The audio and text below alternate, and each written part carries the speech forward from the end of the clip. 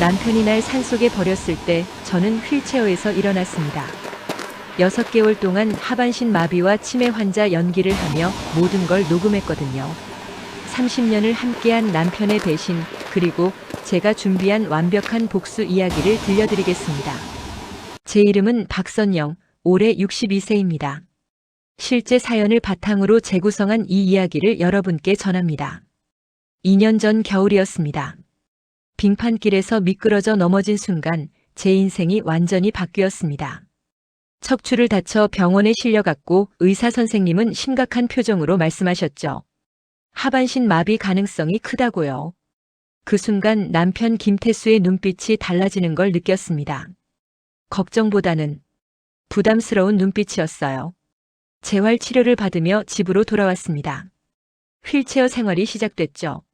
30년 동안 가정을 지키며 남편의 사업을 뒷바라지했던 제가 이제는 남의 도움 없이 화장실도 가지 못하는 몸이 됐습니다. 남편은 처음엔 잘해줬어요. 병원도 데려다주고 밥도 챙겨주고요. 하지만 석 달쯤 지나자 달라지기 시작했습니다. 당신 때문에 내 인생이 다 망가졌어. 어느 날 술 취해 돌아온 남편이 내뱉은 말이었습니다. 저는 그저 미안하다고 빨리 나아지겠다고 말할 수밖에 없었어요. 하지만 남편의 표정에는 혐오감이 가득했습니다.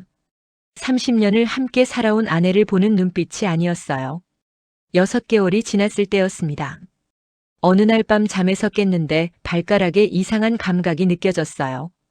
꿈일까 싶어 가만히 있었는데 분명히 발가락이 움직였습니다. 심장이 터질 듯 뛰었죠. 기적이었어요. 감각이 돌아오고 있었던 겁니다. 바로 남편을 깨워 말하려다가 멈췄습니다. 남편 침대 옆 탁자 위에 놓인 휴대폰에서 불빛이 새어나오고 있었거든요. 문자 알림이었는데 화면에 이렇게 떠 있었습니다. 오빠, 언제 그 여자 요양원 보내? 우리 빨리 같이 살고 싶어. 보험금이랑 집도 처리하면 되잖아. 순간 온몸이 얼어붙었습니다. 그 여자? 보험금? 제 남편이 바람을 피우고 있었던 거예요. 게다가 저를 요양원에 보내려는 계획까지 세우고 있었다니. 저는 그날 밤 한숨도 자지 못했습니다. 다음 날부터 저는 결심했어요. 감각이 돌아오고 있다는 사실을 절대 들키지 말자고요. 대신 남편이 무슨 짓을 꾸미고 있는지 모두 알아내야겠다고 생각했습니다. 매일 재활 치료를 받으러 가는 척했지만 실제로는 혼자 걷는 연습을 했습니다. 병원 재활실 구석진 곳에서 아무도 모르게 다리에 힘을 주는 훈련을 반복했어요. 2주 후에는 혼자 일어설 수 있었고 한 달 후에는 조심스럽게나마 걸을 수 있었습니다. 하지만 집에서는 완벽한 마비 환자 연기를 했죠. 남편의 행동을 관찰하기 시작했습니다. 저녁마다 늦게 들어오고 주말에는 회사 일이 있다며 나가곤 했어요. 휴대폰도 항상 뒤집어 놓고 화장실 갈 때도 들고 갔습니다. 전형적인 바람 피우는 남자의 행동이었죠. 어느 날 남편이 샤워하는 사이 재빨리 휠체어에서 일어나 남편의 옷을 뒤졌습니다. 재킷 안주머니에서 여자 사진이 나왔어요. 30대 초반으로 보이는 젊은 여자였습니다. 뒷면에는 태수 오빠와 함께 민지라고 적혀 있었고요. 민지, 남편 회사의 신입사원이었습니다. 저도 몇 번 본 적이 있었어요. 남편 회사 회식 때 한두 번 마주쳤는데 그때 민지가 남편을 보던 눈빛이 유난히 달라 보였던 게 기억났습니다. 설마 했는데 정말이었던 거예요. 더 충격적인 건 그 다음이었습니다. 남편 서랍을 뒤지다가 보험 서류를 발견했거든요. 제 이름으로 된 생명보험이었는데 수익자가 남편으로 바뀌어 있었어요. 언제 바꾼 거죠? 제가 사고 나기 전에는 분명히 아들 이름으로 되어 있었는데 보험금이 2억이었습니다. 그리고 집 명의도 몰래 남편 단독 명의로 변경해 놓은 걸 알게 됐어요. 원래는 공동 명의였는데 말이죠. 모든 게 계획적이었습니다. 저는 그날부터 스마트폰 녹음 기능을 활용하기 시작했습니다. 침대 밑에 휴대폰을 숨겨두고 녹음 버튼을 눌러뒀어요. 남편이 집에서 전화 통화하는 모든 내용을 녹음했습니다. 민지야, 조금만 참아. 곧 처리할 거야. 그 여자 치매까지 와서 이제 아무것도 기억 못해. 요양원 보내면 끝이야. 치매요? 저는 치매가 아닌데요. 남편이 거짓말을 하고 있었습니다. 그것도 제가 치매라고 주변에 소문을 내고 다녔던 거예요. 아마 나중에 제가 뭔가 이상한 행동을 해도 치매 때문이라고 둘러댈 속셈이었겠죠. 더 무서운 대화가 녹음됐습니다. 보험금 타려면 어떻게 해야 돼? 자연사로 보이게 할 방법이 없을까? 요양원에서 방치하면 되겠지? 온몸에 소름이 돋았습니다. 이 사람이 정말 30년을 함께 산 제 남편이 맞나 싶었어요. 어떻게 사람이 이렇게 변할 수 있죠? 녹음 파일이 하나씩 쌓여갔습니다. 남편과 민지의 통화, 남편이 변호사와 상담하는 내용, 심지어 제 계좌에서 돈을 빼돌리는 이야기까지. 모든 게 증거로 남았습니다. 그러던 어느 날 남편이 제게 말했습니다. 여보, 좋은 요양원을 알아봤어. 거기 가서 전문적인 치료를 받는 게 어때? 집에서는 내가 제대로 돌봐주지 못하잖아. 목소리는 다정했지만 눈빛은 차가웠어요. 저는 고개를 끄덕이며 대답했습니다. 당신이 좋다면 저도 좋아요. 저는 남편의 계획을 모두 알면서도 아무것도 모르는 척했습니다. 오히려 더 약한 모습을 보였어요. 가끔 이름을 헷갈려하고 같은 말을 반복하며 정말 치매가 있는 것처럼 연기했죠. 남편의 얼굴에 만족스러운 표정이 떠올랐습니다. 치매가 점점 심해지네. 빨리 전문시설로 보내야겠어. 그 말을 들으며 저는 속으로 웃었습니다. 당신이 그렇게 생각하게 만드는 게 제 계획이었으니까요. 얼마 후 드디어 그날이 왔습니다. 남편이 아침 일찍 일어나 저를 깨웠어요. 오늘 요양원 구경 가는 날이야. 준비해줄게. 그는 정말 다정하게 저를 씻기고 옷을 입혀줬습니다. 마지막 연기였죠. 저는 휠체어에 앉아 순한 양처럼 가만히 있었어요. 가방 안에는 미리 준비해둔 휴대폰이 들어있었습니다. 녹음 버튼은 이미 눌러져 있었고요. 차에 타고 한참을 달렸습니다. 도심을 벗어나 산으로 향하는 길이었어요. 요양원이라면서요? 이런 산속에 무슨 요양원이 있나요? 민지한테 전화 왔네. 잠깐 받아야겠어. 그가 블루투스로 전화를 받았습니다. 차 안에서 민지의 목소리가 선명하게 들렸어요. 다 준비됐어? 내가 말한 그 장소 맞지? 사람 없고 CCTV도 없는 곳. 응, 걱정 마. 30분 후면 도착해. 끝나면 바로 연락할게. 정말 괜찮은 거지? 괜찮아. 치매 환자가 헤매다가 실종된 거야. 수색해도 못 찾을 거고 시간 지나면 사망 처리될 거야. 보험금은 그때 타면 돼. 저는 눈을 감고 잠든 척했습니다. 심장이 미친 듯이 뛰었지만 표정 관리를 했어요. 모든 대화가 선명하게 녹음되고 있었습니다. 차가 멈췄습니다. 사람들이 거의 오지 않는 곳이었습니다. 남편이 저를 휠체어에 태워 차에서 내렸어요. 여보, 잠깐만 여기서 기다려. 요양원 직원한테 전화해 볼게. 그가 제게서 몇 걸음 떨어져 다시 민지에게 전화를 걸었습니다. 다 됐어. 지금 여기 두고 갈 거야. 집에 가서 저녁에 경찰에 실종 신고하면 돼. 진짜 안 들킬까? 무섭네. 걱정 마. 완벽해. 증거도 없고 저 여자는 이제 기억도 못해. 우리 이제 자유야. 전화를 끊은 남편이 제게 다가왔습니다. 저는 여전히 아무것도 모르는 표정으로 남편을 바라봤어요. 여보, 미안해. 정말 미안해. 그의 목소리가 떨렸습니다. 하지만 그 눈에는 미안함이 없었어요. 오히려 해방감 같은 게 느껴졌죠. 당신 때문에 내 인생이 멈췄어. 이제라도 내 인생을 살아야겠어. 미안하지만 여기서 끝이야. 남편이 휠체어 뒤로 돌아가더니 브레이크를 풀고 휠체어를 밀었습니다. 경사진 곳이었어요. 휠체어가 대굴대굴 굴러가기 시작했습니다. 안녕, 선영아. 멀어져가는 남편의 목소리가 들렸습니다. 그리고 차 시동 거는 소리, 차가 떠나는 소리. 완벽한 타이밍이었습니다. 저는 휠체어에서 벌떡 일어났습니다. 6개월 만에 제대로 된 걸음이었어요. 다리는 완전히 회복돼 있었습니다. 매일 몰래 재활 운동을 한 보람이 있었죠. 가방에서 휴대폰을 꺼냈습니다. 녹음은 계속되고 있었고요. 그리고 미리 저장해둔 번호로 전화를 걸었습니다. 여보세요, 도움이 필요합니다. 제가 있는 위치는 한 달 전부터 몰래 상담을 받아온 변호사였어요.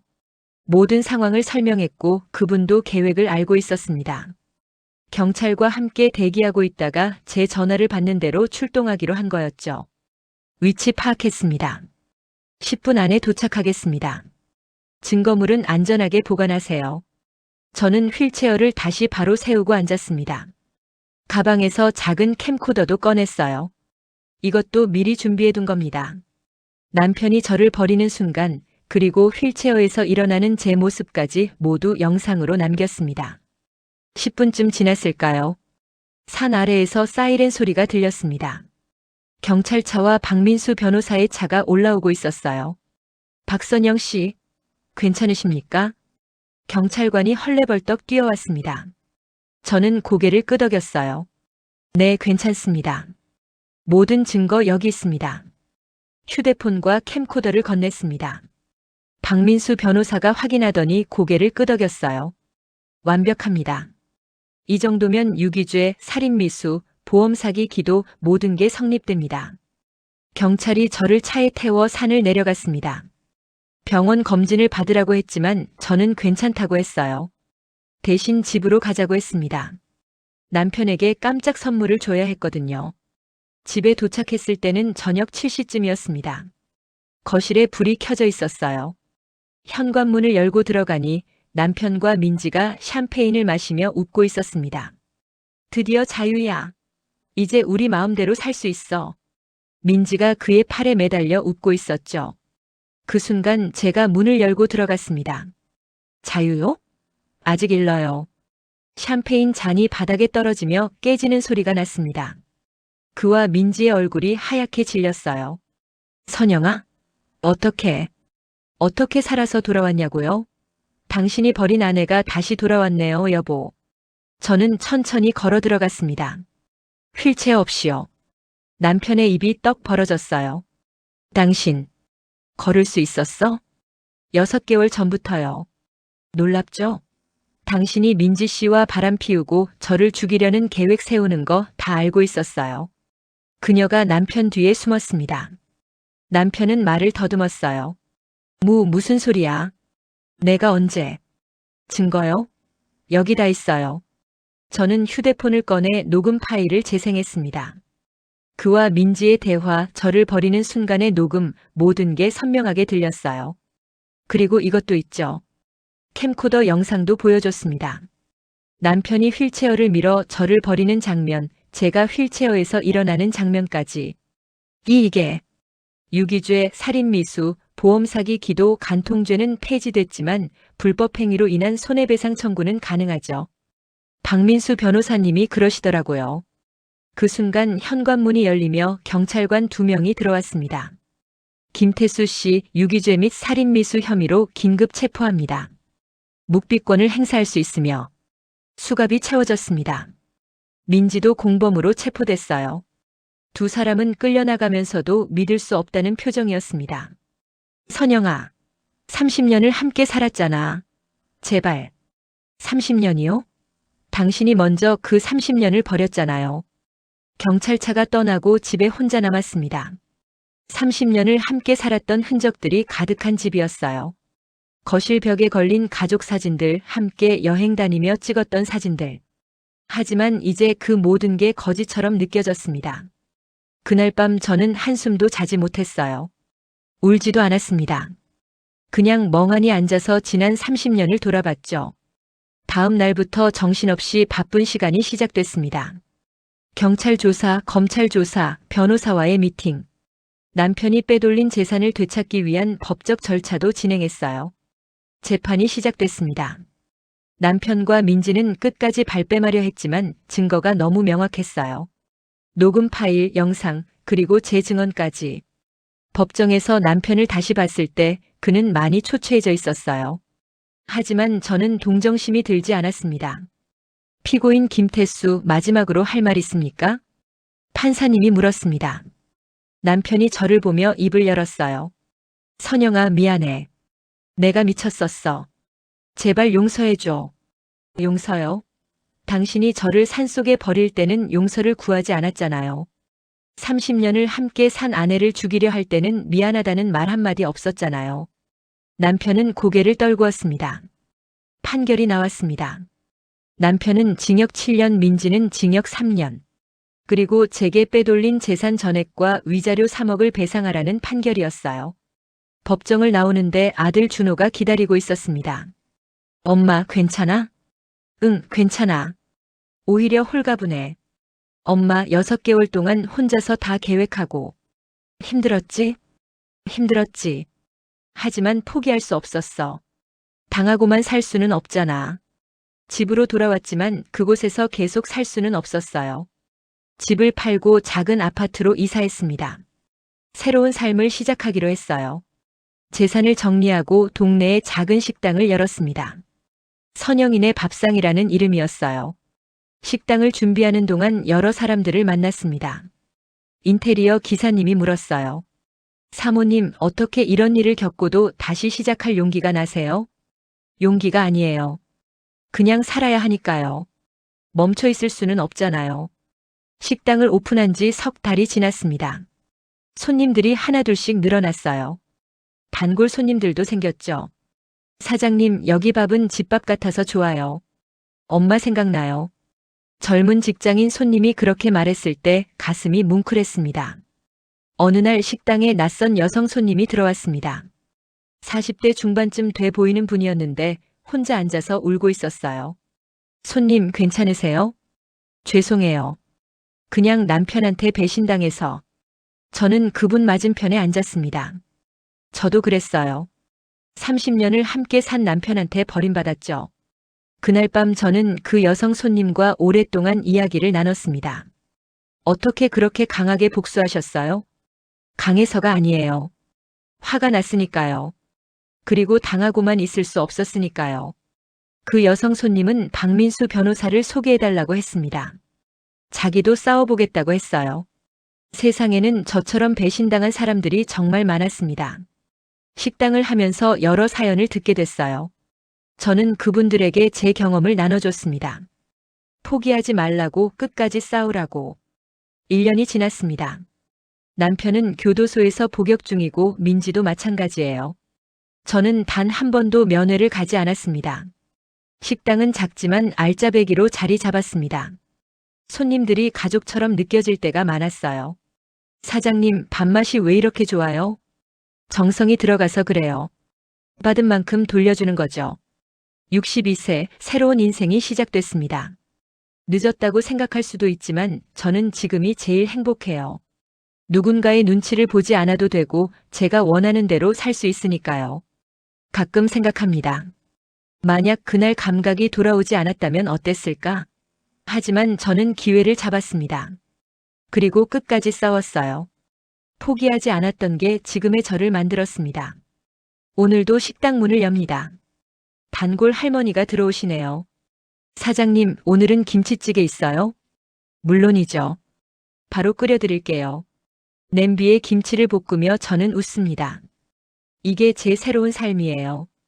누군가에게 따뜻한 밥 한 끼를 대접하고 이야기를 나누고 위로를 주고받는 살. 30년의 결혼 생활은 배신으로 끝났지만 제 인생은 끝나지 않았습니다. 오히려 이제 시작이에요. 진짜 제 인생을 사는 거죠. 여러분도 기억하세요. 누군가에게 배신당했다고 해서 인생이 끝나는 게 아니에요. 그건 새로운 시작의 기회일 수도 있어요. 포기하지 마세요. 끝까지 싸우세요. 당신은 충분히 강하고 충분히 가치 있는 사람이니까요. 이상 실제 사연을 바탕으로 재구성한 이야기를 들려드렸습니다. 오늘 하루도 여러분 모두 행복하시길 바랍니다. 감사합니다.